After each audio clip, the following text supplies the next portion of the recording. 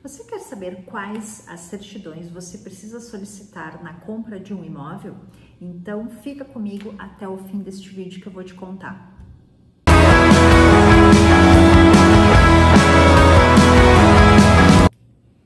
Olá, meus amigos, sejam todos muito bem-vindos ao meu canal. O meu nome é Charlene Cortes, eu sou advogada, mestre em Direito Civil Empresarial pela Universidade Federal do Rio Grande do Sul e tenho então uma atuação especializada no direito imobiliário e no direito sucessório. Estou aqui hoje para conversar com vocês então sobre as certidões negativas necessárias na compra de imóvel urbano. E aí, pessoal, um ponto, eu já tinha começado a conversar sobre esse assunto no nosso vídeo de ontem, onde eu tracei aí um panorama geral na questão da compra e venda de imóvel, e aí assim, falei sobre questões, aspectos mais genéricos, e hoje então eu vim falar especificamente do rol das certidões negativas que são necessárias. A gente introduziu um pouquinho o assunto, até se você tiver interesse, depois que terminar esse vídeo você volta e assiste aquele lá, para você complementar as informações, mas fato é que neste nós vamos então conversar especificamente sobre essas certidões negativas. Falamos então no outro sobre justamente essa questão das cautelas que precisam ser adotadas. E quando a gente fala das cautelas jurídicas, necessariamente a gente está falando em certidões negativas, não é? Precisamos então olhar com cautela as certidões vinculadas ao imóvel e à pessoa desse nosso vendedor. Especificamente em relação ao imóvel, eu estou pensando aqui com vocês no nosso imóvel usado urbano, ok? Porque se nós estivermos diante de, por exemplo, um imóvel que esteja em construção, um imóvel que esteja ali dentro de no perímetro que seja considerado rural, as características, tanto num caso quanto no outro, são diferentes e aí a gente precisa observar outro checklist, ou não vou dizer outro, mas nós precisamos acrescentar ou retirar alguns documentos, ok? Então, esse vídeo vai se direcionar para o imóvel urbano usado, certo? E aí, por onde é que a gente começa? Vamos falar então primeiro do imóvel, das negativas e das cautelas vinculadas ao imóvel. Primeiro ponto, então, que já falamos no vídeo anterior, matrícula atualizada, ou se eventualmente não tiver matrícula, transcrição, que é um documento similar à matrícula, tem a mesma eficácia jurídica, serve para comprovar a propriedade do imóvel. E aí, pessoal, o que acontece? Quando eu tiro, então, vamos pensar na matrícula, que é o documento mais convencional, o que eu vou precisar observar ali? Primeiro, descritivo desse meu imóvel, identificar então as qualificações do imóvel, se eventualmente você está comprando uma casa, essa casa está averbada na matrícula, a construção na integralidade está constando nessa matrícula do imóvel. Bom, se a gente está falando num imóvel apartamento que está dentro de um condomínio edilício, esse apartamento ele tem estacionamento. Este estacionamento é um box de matrícula escriturada ou é via convenção de condomínio? Existe ali uma estipulação do direito de usar aquela área. Então a gente precisa analisar esses pontos. Por quê? Se eventualmente eu estiver diante de um box convenção de condomínio, eu preciso olhar a especificação sobre esse direito de usar vinculado ao apartamento que eu estou adquirindo, relativo àquele box específico. Tem que estar ali essa previsão expressa e essa convenção de condomínio tem que estar válida, certo? Eu preciso ter essa cautela em relação a isso. Mas se essa minha vaga de garagem tiver então matrícula separada, eu tiro a matrícula do apartamento e a matrícula da garagem. Olhando então esses dois documentos, eu vou identificar quem é o atual proprietário desse imóvel, porque a gente precisa ter essa cautela vinculada então tanto à descrição do imóvel quanto à sua titularidade. Além disso, a gente vai identificar nessa matrícula se existe aí algum ônus, algum gravame, algum impedimento, alguma restrição vinculada a este imóvel. Então, temos então que fazer essa avaliação da matrícula para verificar se ela está realmente dizendo que este meu imóvel que eu estou adquirindo pode ser comprado de forma tranquila. Então, qual é o documento? O primeiro deles, matrícula. Além disso, certidão de ônus reais e certidão de ações reais e pessoais rei persecutória. Estes três documentos são retirados no registro de imóveis competente pelo imóvel que eu estou adquirindo. E nestes documentos, então, eu vou poder identificar se existe algum ônus, algum gravame no imóvel, se existe alguma situação vinculada a esse nosso vendedor que comprometa, então, esta transação.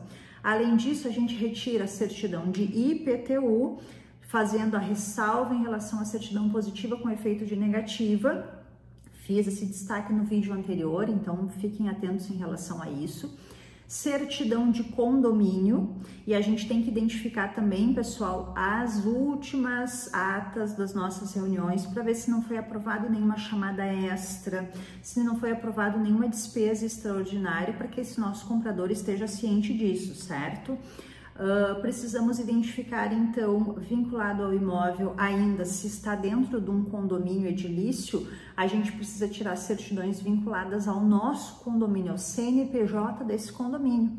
E aí, pessoal, a gente vai buscar certidões da Receita Federal, certidões da Receita Estadual, certidões da Justiça do Trabalho, do primeiro grau e do TST.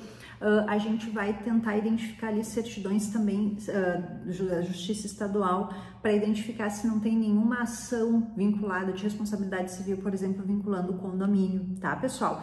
Então, pensando o imóvel, essas são as principais preocupações que a gente tem que ter. Se eu trabalho com um imóvel casa, ainda é conveniente eu identificar se, por exemplo, dentro do município, se não tem nenhuma restrição, nenhum tipo de servidão de passagem, por exemplo, nesse imóvel, se não tem nenhum tombamento, se não tem nada que possa comprometer, então, a utilização desse imóvel vinculado ao condomínio. Isso aí também a gente vai buscar na prefeitura essas informações para ter essa tranquilidade com relação a essa situação. Pensei então no meu imóvel, pensei então essa estruturação, essa análise vinculada à questão estrutural do imóvel. Bom, vou pegar então os proprietários registrais e vou passar então para a análise desse meu promitente vendedor.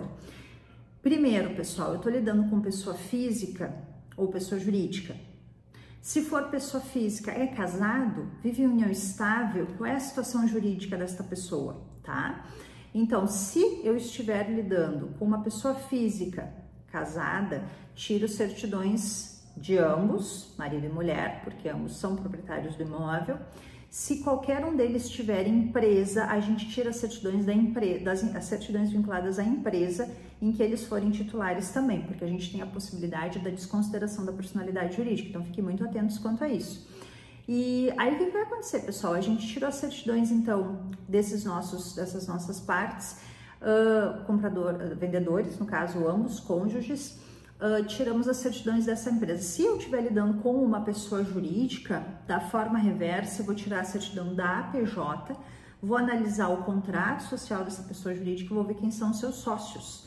Da mesma forma, eu vou tirar as certidões dos sócios da pessoa jurídica. Certo, pessoal? Aí vocês vão me perguntar, tá, Charlene, mas quais as certidões que eu vou ter que tirar? E aí aqui, pessoal, fazendo uma análise bem geral, tá? Eventualmente, conforme a situação específica, talvez a gente tenha que acrescentar algum documento aí, mas em regra, o que a gente se preocupa? Certidões vinculadas, e aí pessoa física, Justiça Estadual, Justiça Federal, Justiça do Trabalho, tanto primeiro quanto segundo grau em todos os casos, e vinculados ao local do imóvel, ao local onde essa pessoa tem domicílio. Se eu estou pensando certidões fiscais, eu vou pegar a certidão do município, certidão do estado e da Receita Federal. Todas essas, mais cartório de protesto, para a gente ver se tem alguma restrição vinculado ao SPC, Serasa, vinculado ao CPF dessas pessoas. E aí, na pessoa jurídica, a gente tira todo esse bloco, pessoal, e acrescenta ainda certidões vinculadas ao FGTS. Então, pessoal, vejam que a partir deste mapeamento, né, a gente já vai ter uma boa noção da situação jurídica vinculada a essa negociação. Claro que, eventualmente, o caso concreto pode me demandar algum ponto específico, não é? Por exemplo, a questão do Estado Civil. Bom, vamos atualizar a certidão de casamento desses vendedores. Se teve ali alguma alteração, a gente tem que parar e avaliar. Teve divórcio, como é que ficou a partilha de bens, já foi registrado, não foi, como é que está a matrícula em relação a isso. Então tem alguns pontos que, claro, só olhando a documentação concreta para a gente poder sinalizar e pedir documentos complementares. Mas entendam que essa diretriz que eu estou dando aqui para vocês já conseguem fazer uma avaliação preliminar muito descritiva, não é? E já assim bem... já dá para ter uma noção bem mais próxima, né, se está ok ou não este imóvel, se está em condições ou não de negociação. Claro que eu sempre recomendo, pessoal, que o ideal é vocês buscarem, quem está comprando imóvel, busque assessoria de um advogado especializado, porque às vezes tem muitas peculiaridades que envolvem tanto a questão do imóvel em si, questões jurídicas da pessoa, do vendedor, comprador, que a gente precisa, e aí é que eu falo a assessoria jurídica tanto para quem compra quanto para quem vende, no caso, não é? Porque a gente precisa avaliar certos critérios e isso só o advogado com especialidade na área que vai poder sinalizar. Claro que com essas diretrizes gerais que eu estou passando aqui para vocês, vocês já vão conseguir se defender, né, de uma forma mais objetiva, mas principalmente vocês corretores de imóveis, né, que já tem uma certa experiência, então acho que vocês já vão conseguir fazer um bom uso desse conteúdo, mas, pessoal, sempre recomendo, busquem assessoria de um advogado especializado na matéria para que ele dê então essa avaliação mais com maior firmeza, possa fazer realmente o que a gente chama de due diligence imobiliária, ou seja, essa avaliação de risco do negócio. Se ele identificar alguma certidão positiva, ele vai poder avaliar até que ponto isso pode restringir ou não a segurança jurídica desse negócio, se existe ali uma potencial existência de fraude a credor, fraude à execução, algum tipo de nulidade que possa vincular este imóvel, ou algum tipo de restrição, inclusive urbanística, que possa trazer aí um problema para esse nosso futuro comprador do imóvel. Então, pessoal, em linhas gerais, essas eram as considerações que eu queria trazer para vocês nesse breve vídeo de hoje. Caso vocês tenham alguma dúvida, não deixe de colocar aqui nos comentários, de encaminhar esse vídeo para as pessoas que vocês acham que possam ter interesse nesse conteúdo e, obviamente, pessoal, de fazer a inscrição de vocês no canal, porque a participação de vocês impulsiona esse canal a crescer e fazer com que então ele tenha aí mais adeptos e que o conteúdo possa se espalhar de forma mais proeminente. Certo? Agradeço muito a participação de vocês. Qualquer dúvida, façam contato comigo e se quiserem entrar em contato via WhatsApp, o meu site é charlenecortes.com.br. Certo, meus amigos? Agradeço a participação de vocês e até o nosso próximo vídeo.